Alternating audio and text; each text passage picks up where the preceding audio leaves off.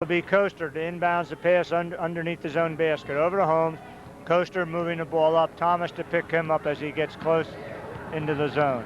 And Norristown now in the man-to-man. Pennwood breaks it quickly. Ball away. Battle. We've got a jump ball. Possession Edwards. Arrow faces Norristown. That was Allen and Barnes on the floor scrapping for the ball.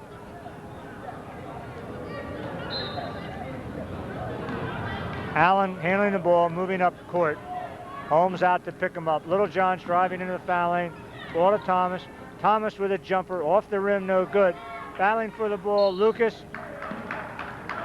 and Jackson of Pennwood, and Lucas hits it out of bounds, and Jackson will inbound. Over to Coaster. Coaster coming up to the ball, moving it up slowly. Finds Holmes with a pass across the key. Holmes outside. Just content to hold the ball with nobody coming out putting pressure. Back to Coaster. Coaster underneath to Barnes. Barnes looks for the shot, thinks better of it. Alston on the move, spin move, tries a jump shot. We have Littlejohn, and they've got a foul. It'll be Alston shooting 2 for the Patriots as David Heckman comes back in the lineup. You know, Jim, the one thing I noticed that's missing this year is the three-point shooter. It seemed like everybody last year had one. This year, in this game anyway, you hardly have seen the shot. Yeah, I only remember, I think there's only been one scored. We had 2 kids at least because Howard Flowers and Binky Johnson both could hit that three-pointer. But it seemed like last year every team had their three-point shooter. And there were opportunities tonight, and they wouldn't take the shot. Alston hits a foul shot, giving him 15 points. Ready? He's got the second, 16. Pennwood by 22 again, 87-65, with 3 minutes and 45 seconds left in the game. Ball is over to Lucas. Lucas coming back to Thomas. And you'll notice that Pennwood is bringing 5 guys off the bench, a whole new team coming in. There's a drive, and we have a foul on Pennwood.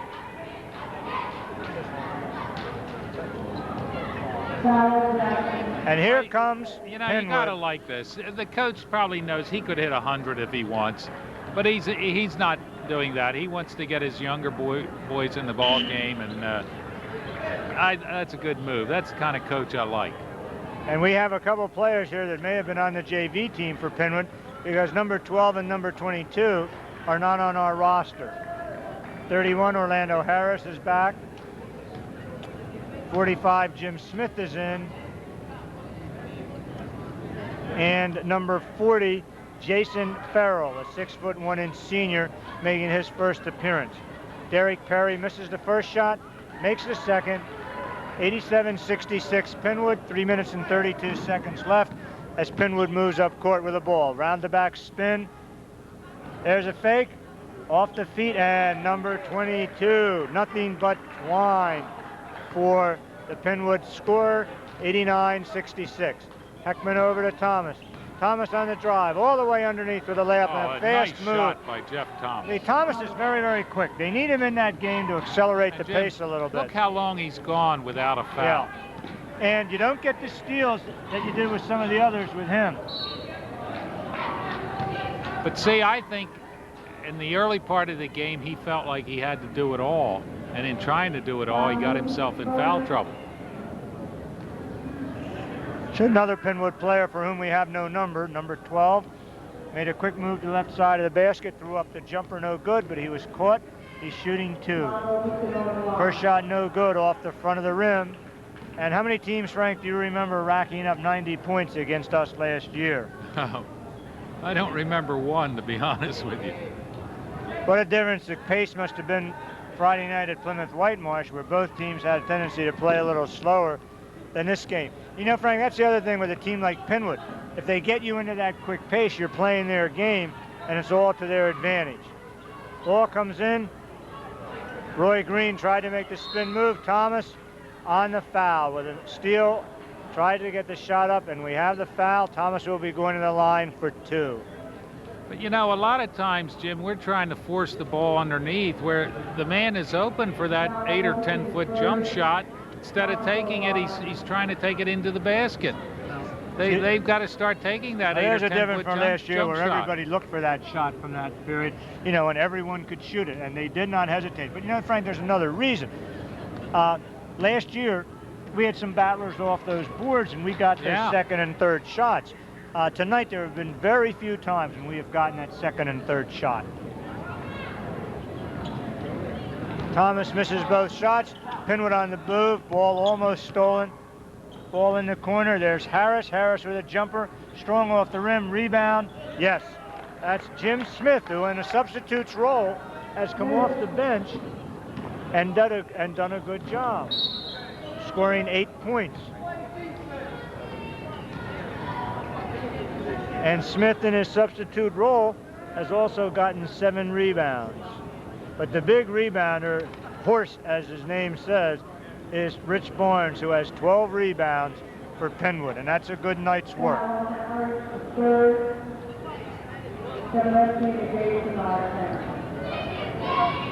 Here's David Heckman on the line. Eagles trailing by 24 with 2 minutes and 20 seconds left. And Heckman's foul shot is up and good.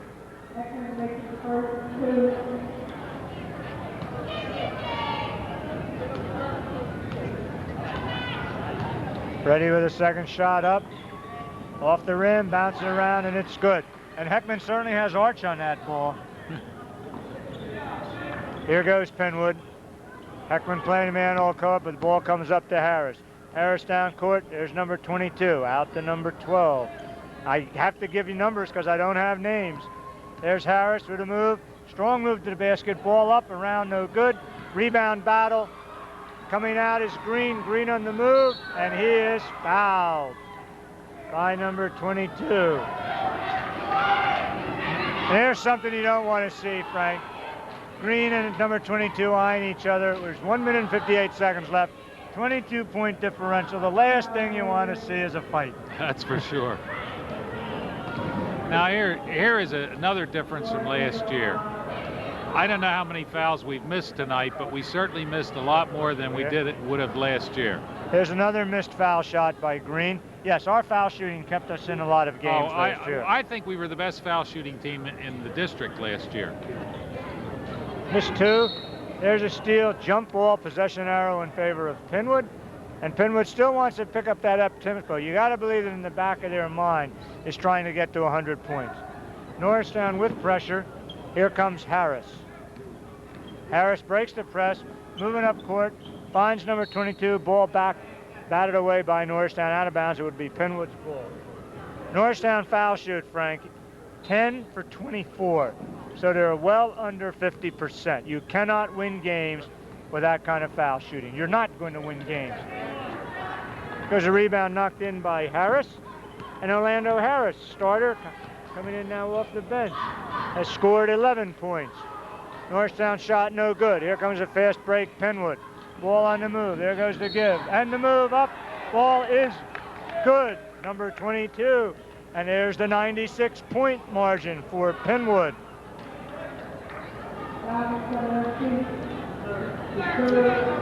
As I said before, Jim, I think we can beat Pennwood with our full team. And I hope our boys out there don't lose confidence, because I think they can do a good job. It's going to take them There's a missed foul shot. Pennwood, however, controls the ball up in the air. Missed. Orlando Harris on the rebound. 13 points for Harris.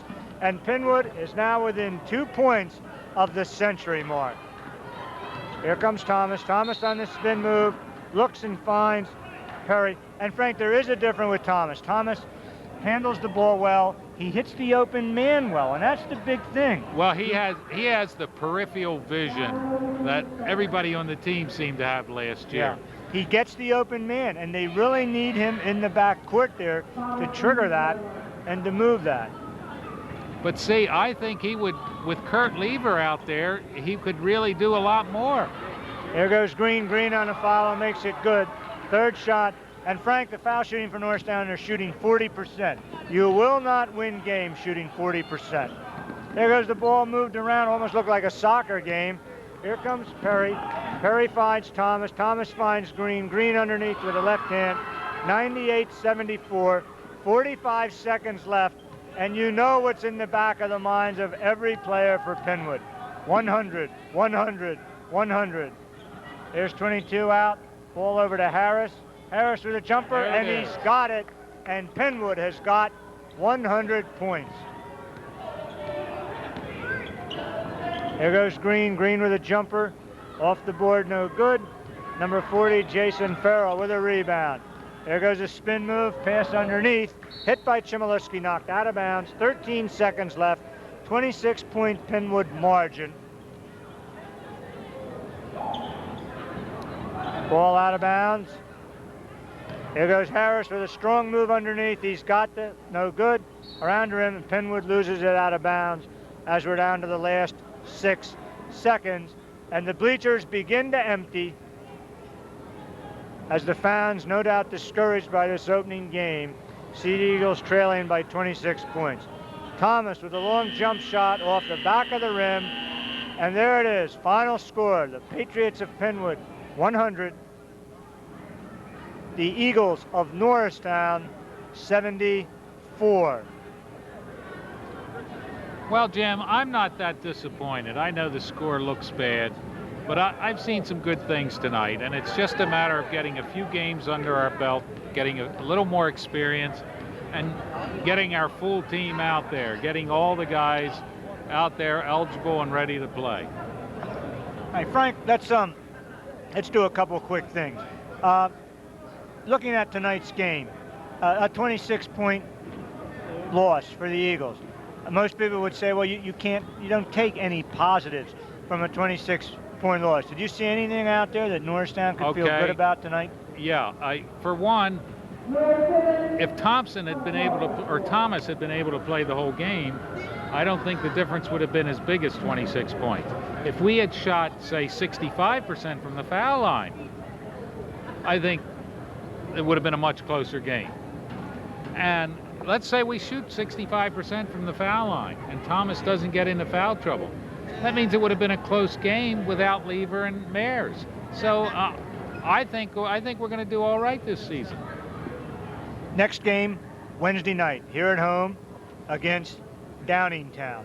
Now, Downingtown is a team that is not going to have the speed here, and it may be a little bit truer test. Downingtown plays in the Chestmont League, a tough league with two very good teams this year. Coatesville, which won a tournament up in Allentown and blew Abington away by 18 points, and Westchester Henderson, who has 4 starters returning from last year, and many people expect them to be one of the better teams. Downingtown had a very good team last year. I think they played us tough over at Downingtown with only about a 7 or 8 point victory.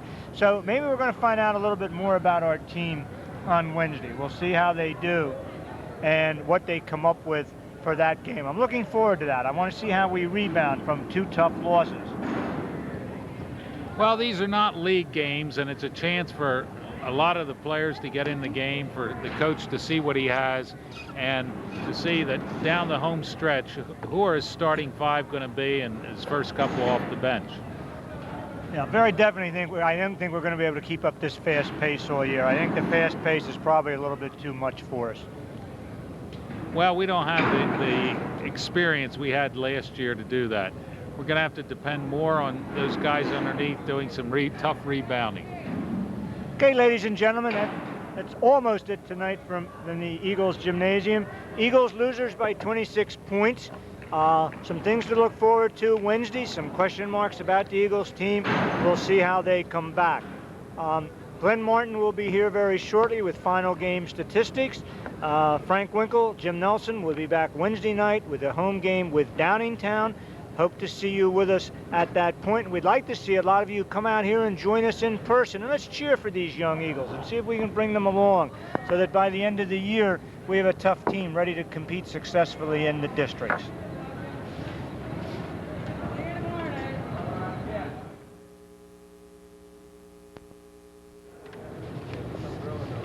Tonight, a disappointing game for the Norristown Eagles, but not without some bright spots. For Norristown, the high scorers, Harry Allen with 18 points and 5 rebounds and some very nice passing. Eric Fisher, one of the most improved players for Norristown, 25 points and 9 rebounds. Other scorers, 8 points and 1 rebound for Jeff Thomas, who got in early foul trouble. Craig Jones with 5 points and 3 rebounds. Derek Perry with 3 points and 8 rebounds. Total free throw shooting for Norristown, 10 for 25, which is 20%. And that has to improve if Norristown intends to compete with some of the better teams in the league. 3-point shooting, 0 for 2. Rebounding, an edge for Pennwood, 42 to 33. Leading scorers for Pennwood, Mike Holmes had a career night, 35 points and 5 rebounds. Rich Barnes, a monster on the board, 7 points and 12 rebounds. Steve Alston with 16 points and 5 rebounds. Orlando Harris with 15 points and 5 rebounds. Todd Jackson with 7 points and 1 rebound.